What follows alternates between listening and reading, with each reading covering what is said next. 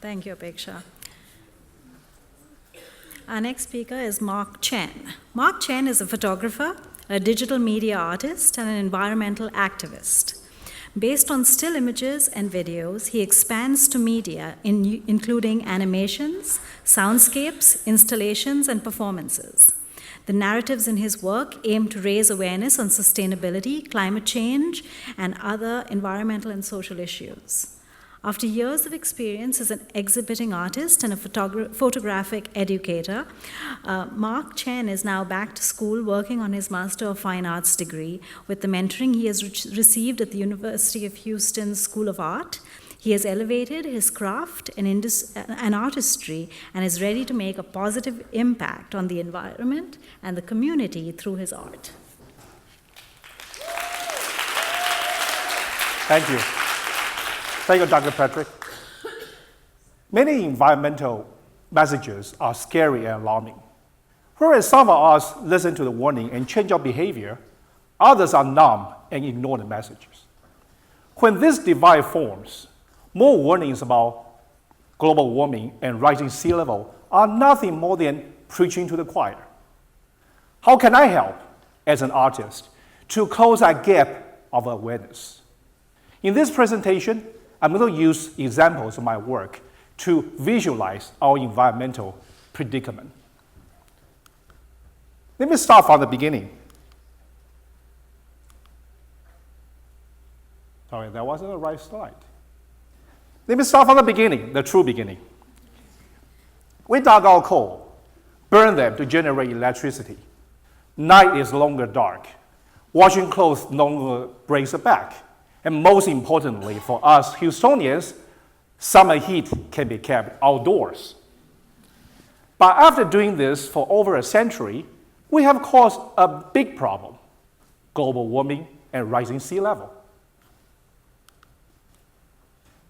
This is Times Square, heart of New York City, headquarters of Broadway musical, and one of the most popular destinations in the world. In this photo that I took in 2014, the buzzing tourists were walking on the street 60 feet above sea level. If the massive glacier of Greenland melts, the sea will rise 80 feet, flooding Times Square with 20 feet of seawater. You're looking at the image, it's misfiring a little bit. You're looking at an image that was made by compositing images from Vancouver and Chicago over the original Times Square image.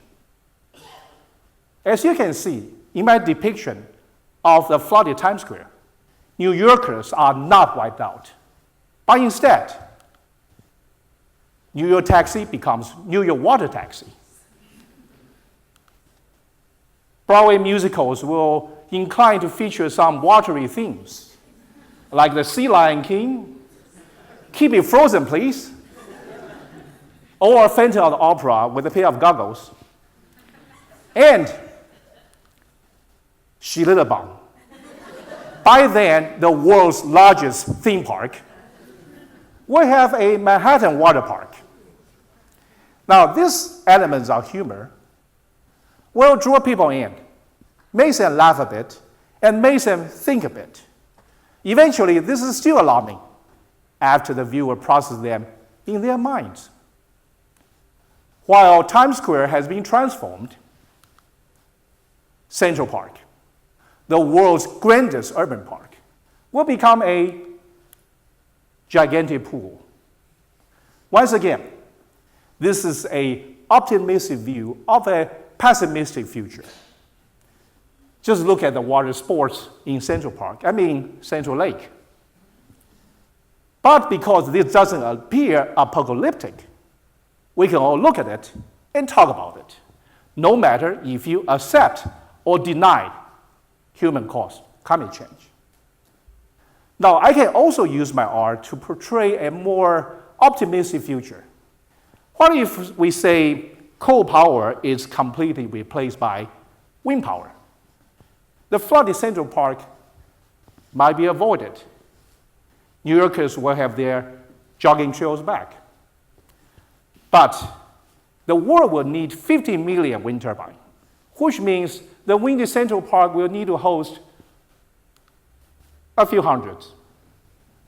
So while New Yorkers are jogging, they better be careful not to run into one of those. Now, this visualization has ventured into this realm of alternative futures, which means results based on today's decision.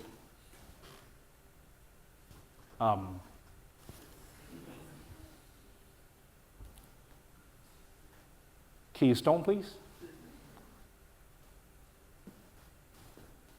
Down there, this one, please.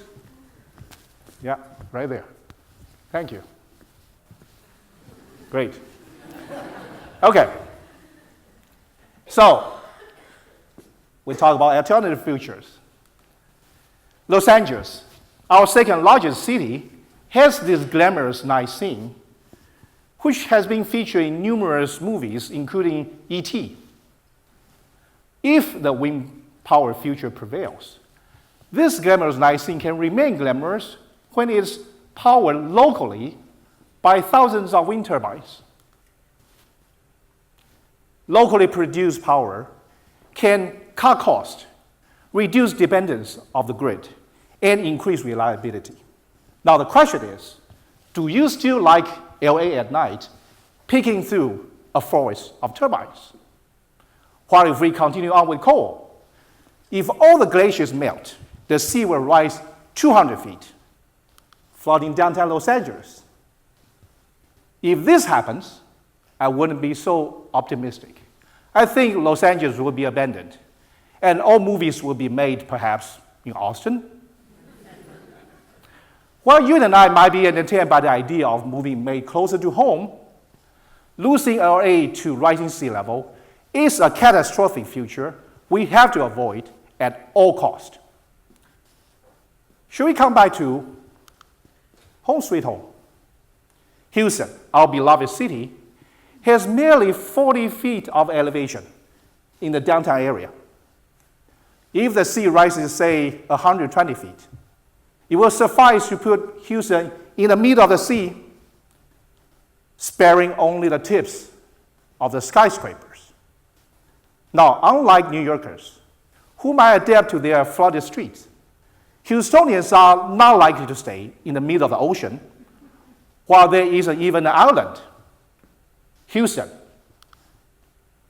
will be abandoned. Now, here are some interesting facts. Texas is currently the capital of wind power, and Houston has a very good track record of using renewable energy. On top of that, Houston is also the capital of energy, although that energy today is fossil energy. So should we visualize the transformation of a wind power Houston? Our skyline will be reshaped. A wind power Houston will look and sound very different.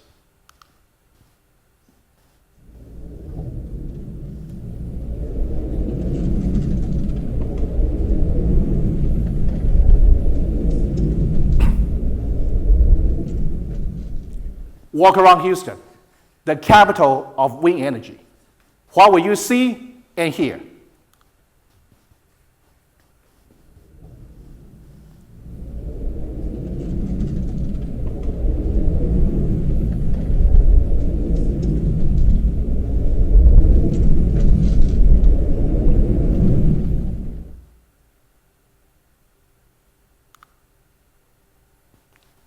Back to where the problem started. We dug out coal, burned them, to give industrial revolution a jump start. We have to admit that our civilization depended on it. But now that we know better, doing so is to destroy it in the long run. When the general public is aware of this urgency, we'll change our behavior and we'll choose policy with foresight. So a sustainable future will emerge at the horizon. Thank you.